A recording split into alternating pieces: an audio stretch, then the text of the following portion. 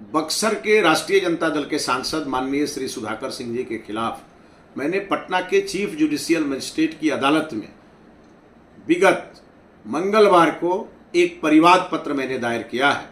और ये परिवाद पत्र इसलिए दायर किया गया है क्योंकि महागठबंधन नेताओं को एक आदत सी हो गई है लगातार झूठ बोलने की, लगातार फॉल्स स्टेटमेंट देने की। यह काम इन लोगों ने पिछले लोकसभा चुनाव में भी किया।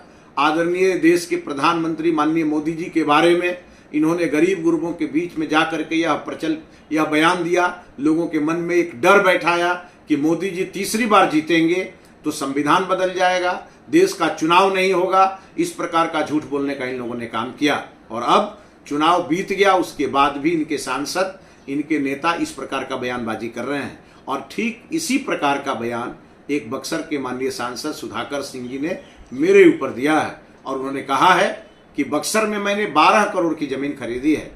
जब यह बयान उनका एक निजी चैनल पर बक्सर में चला, जब मैंने यह बयान सुना तो मैं काफ़ी आहत हुआ, हमारे समर्थक काफ़ी मर्माहत हुए।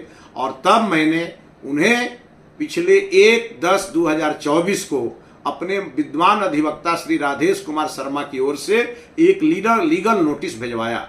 और हमने उसमें कहा कि आपका यह बयान यदि सत्य है तो कृपया मुझे ज़मीन का लोकेशन बताएं, ज़मीन का कागज़ मुझे दें, और अगर यह बयान असत्य है तो आपको सार्वजनिक रूप से माफ़ी मांगनी पड़ेगी। मेरा 1/10/2024 को भेजा हुआ लीगल नोटिस उन्हें 5/10/2024 को भी मिला। साथ में मैंने ईमेल पर भी भेजा था, और लेकिन आज तक उन्होंने कोई जवाब नहीं दिया। तो अंत में मुझे मजबूर होकर के और पटना के चीफ जुडिशियल मजिस्ट्रेट के कोर्ट में परिवाद पत्र दायर करना पड़ा। और मैंने इसलिए परिवाद पत्र दायर किया है कि लोकतंत्र में झूठ का कोई स्थान नहीं है, और ये लोग लगातार झूठ बोल रहे हैं। सुधाकर सिंह जी ने यह झूठ इसलिए बोला क्योंकि मुझे जांच एजेंसियां परेशान करे, मुझे इनकम टैक्स का नोटिस आए, मेरे खिलाफ ईडी कार्रवाई करे, इसलिए सुधाकर सिंह ने इस प्रकार का बयानबाजी किया।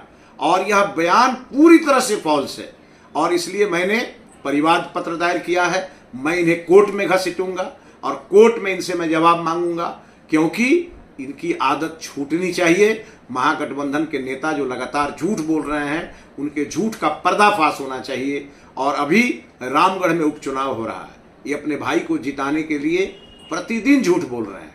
इसलिए मैं चाहता हूं कि जनता की आंखें खुले, और ऐसे झूठ बोलने के लिए जिन लोगों ने पार्लियामेंट में जाके शपथ लिया है, जो विधानसभा में शपथ लिए हुए हैं, ऐसे लोगों को एक सबक भी मिले। इसके लिए मैंने मानहानि का अपराध करने वाले माननीय सांसद सुधाकर सिंह के खिलाफ पटना के चीफ जुडिशियल मजिस्ट्रेट के कोर्ट में एक परिवाद पत्र दायर किया है। और मुझे विश्वास है माननीय न्यायालय पर कि मुझे न्याय मिलेगा, इनका झूठ नंगा होगा और मेरा सत्य विजयी होगा।